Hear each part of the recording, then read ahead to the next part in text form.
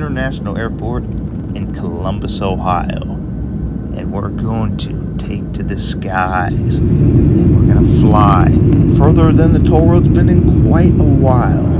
We're going to head from the twilight right into the dark of night. And then we're going to land in the Emerald City. And we're going to have to decide what we're going to do on this short one night and morning layover.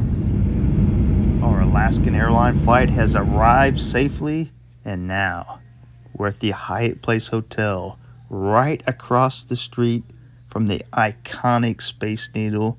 And yes, this is a view from my hotel room.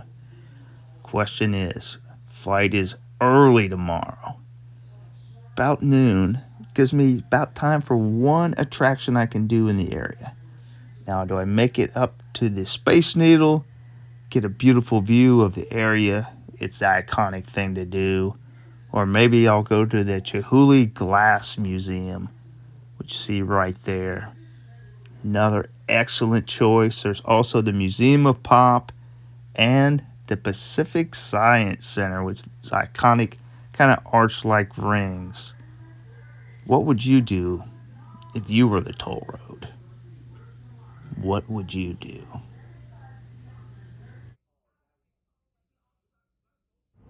Toll road here.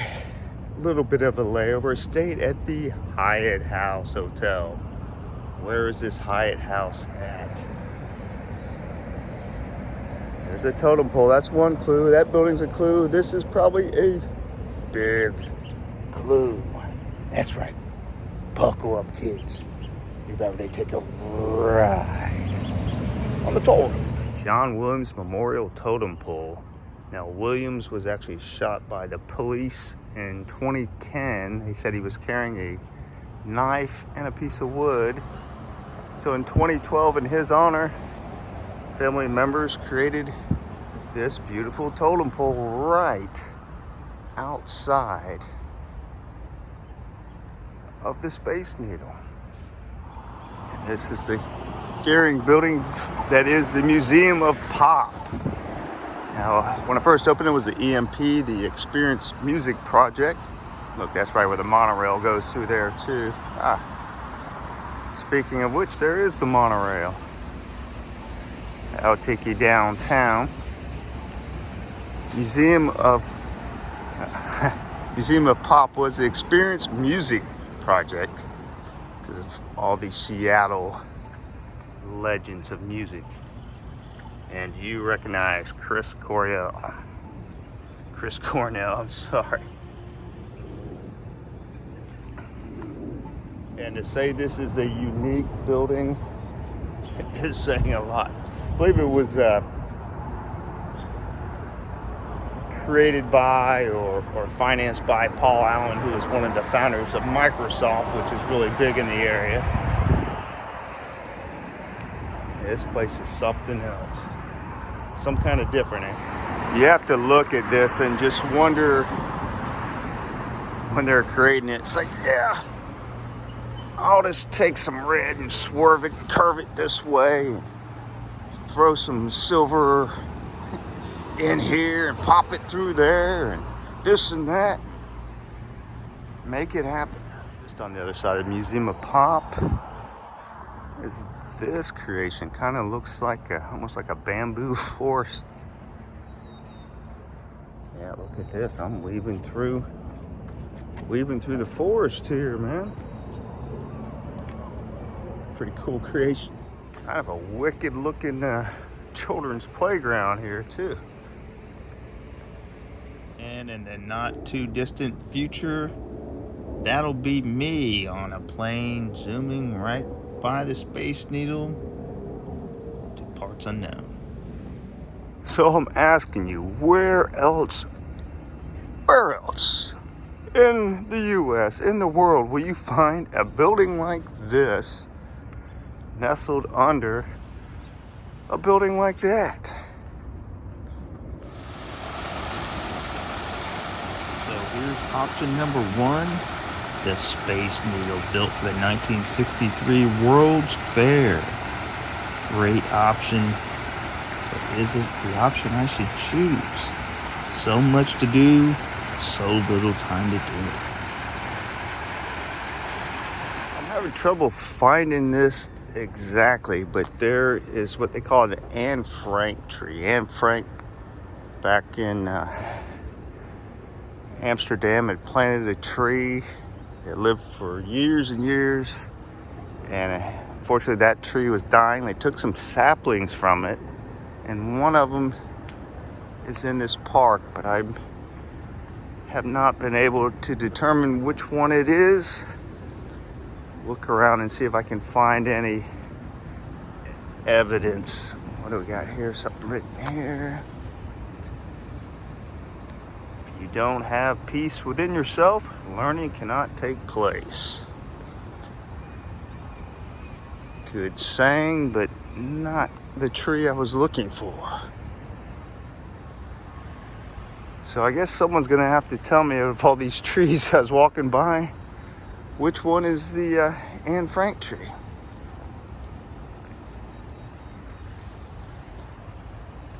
Google Maps got me close in the area here, but as far as the actual tree, I'm not 100%. And I only have a limited amount of time on this little layover, so not sure if I'm gonna do the Space Needle or maybe Chihuly's Garden and Glass over here.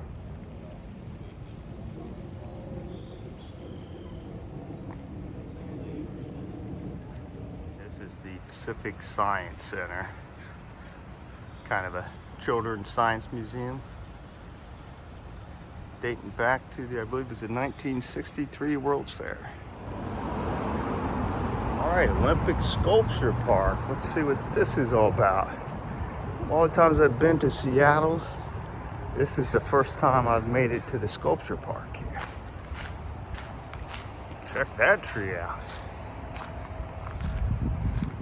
This park kind of just jets right over the road, and I'd be willing to bet that this is a Calder. It looks very much like the flamingo sculpture in Chicago that I saw recently, or at least not too long ago. I wonder if this is supposed to be some sort of animal too that you'd have to read about to know what it's supposed to be. Is it a smaller flamingo? But look behind me. Puget Sound. Big freight truck. Okay, I'm gonna zoom this around and we can see Mount Baker right there. Right over that ship, peeking through, I believe that is Mount Baker. Volcanic peak in the northern Cascade Range. Beautiful. Looks like a park where a lot of people take their dogs for a little walk in the morning. Nestled right by the sound. Pretty nice, pretty nice. Let's see what else it has. Waterfront, you can even see the Seattle Wheel. Downtown. Take you by some of these, I'm sure, very affordable apartments. Space Needle, and this is at Olympic Park, so it kind of just zips around over the railroad tracks and over the road. Gives people a chance to get a little greenery in the city.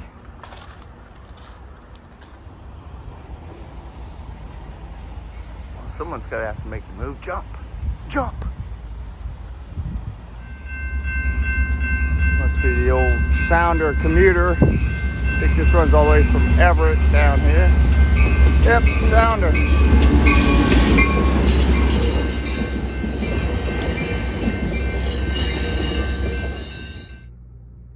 One of the reasons I had a little time to get down to the sculpture park there in other parts of the city is because I got up pretty early, and Space Needle and the Museum of Glass and the Museum of Pop and even the Pacific Science Center, they don't open until around 9 o'clock, so I had to kill a couple hours. Glad I had to kill. That was kind of some cool stuff to see in areas I hadn't been before. Now I got the tough decision. What do I need to do next? Go up? Look at Glass? Pop? Decisions. I don't know.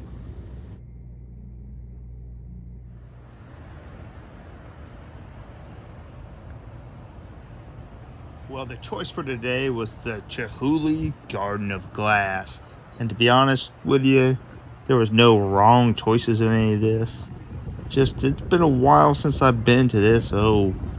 Probably a good dozen years or more. And want to see if it's as cool as I remember.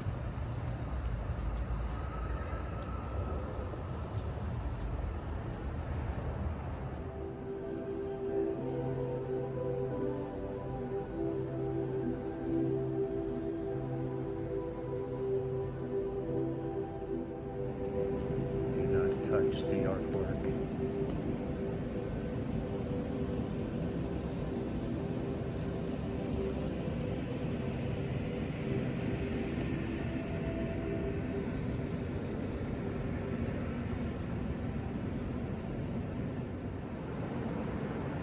Have three different areas. This is the interior artwork. We'll have the garden, and we'll also have the glass house. In me, I found artwork. Imagine how much you have to dust that to keep it clean and sparkly. Crabs on top of this thing here.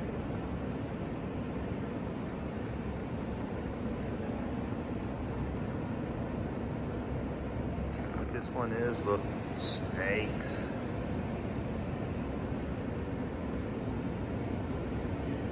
Or maybe eels. Look at that.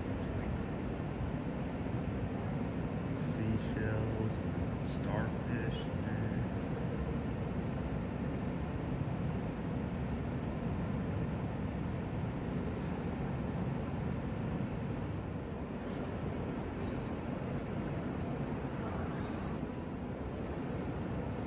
Release the Kraken. Persian ceiling. Tickets for the Chihuly Garden of Glass range from $35 to $42 for adult, depending on the time and the date that you go. There's also a good option, though. You can couple it with the Space Needle, which is easy walking distance. They're basically in the same footprint. Get you a little discount on both spots if that's something you're interested in. Grand room here.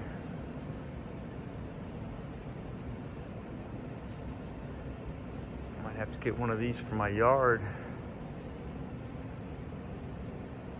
Look at this. That is incredible.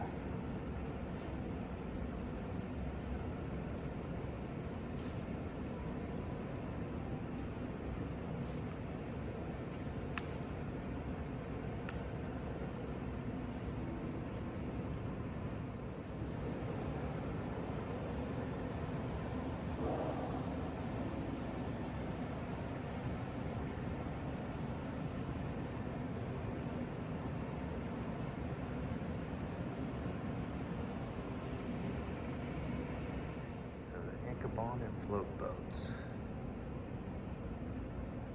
Oh yeah, it's like a canoe full of all these glass blowers here.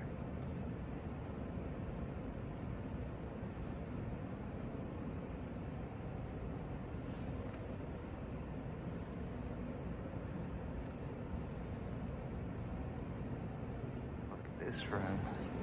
Would not want this to fall on me. You wonder what kind of protection they have in case of an earthquake or something here.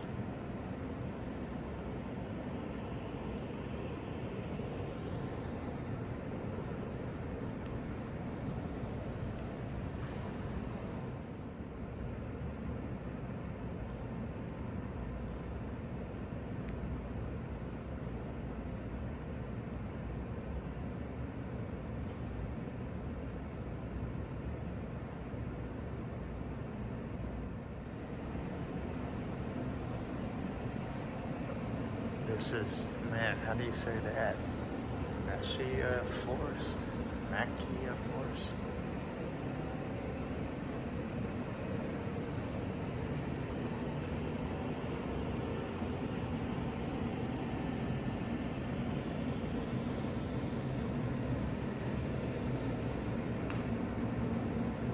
So they must need a certain temperature in here, huh?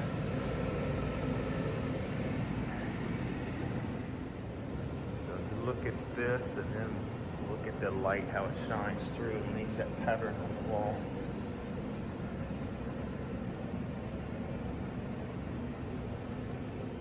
Oh, here's the most famous room in here, the glass house, right under the Space Needle. Now imagine if this was a real sunny day, these would really be popping here. Kind of cloudy and overcast today, that's why we didn't go up the Space Needle. Man, that's cool though.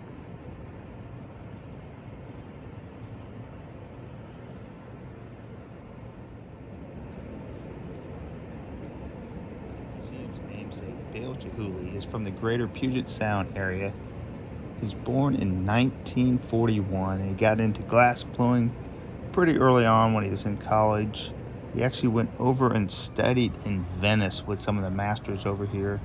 Came back to the United States, started doing the large-scale glass projects like you see here.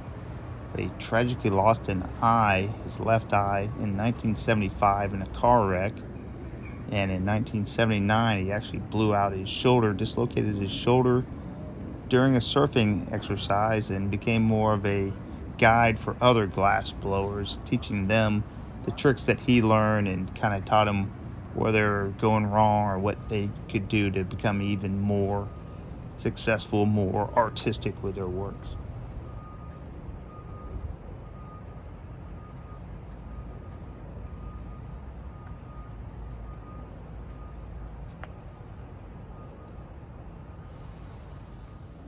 This museum is a wonderful place, and it's really a place you have to see in person. I can't really capture it with the photos and with the videos. So if you ever get a chance and you're in the Seattle area, definitely check this museum off. But I think we have a plane to catch here very soon.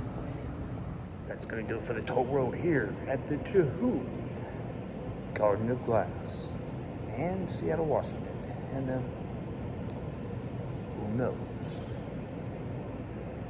Who knows where the toll road will lead to next?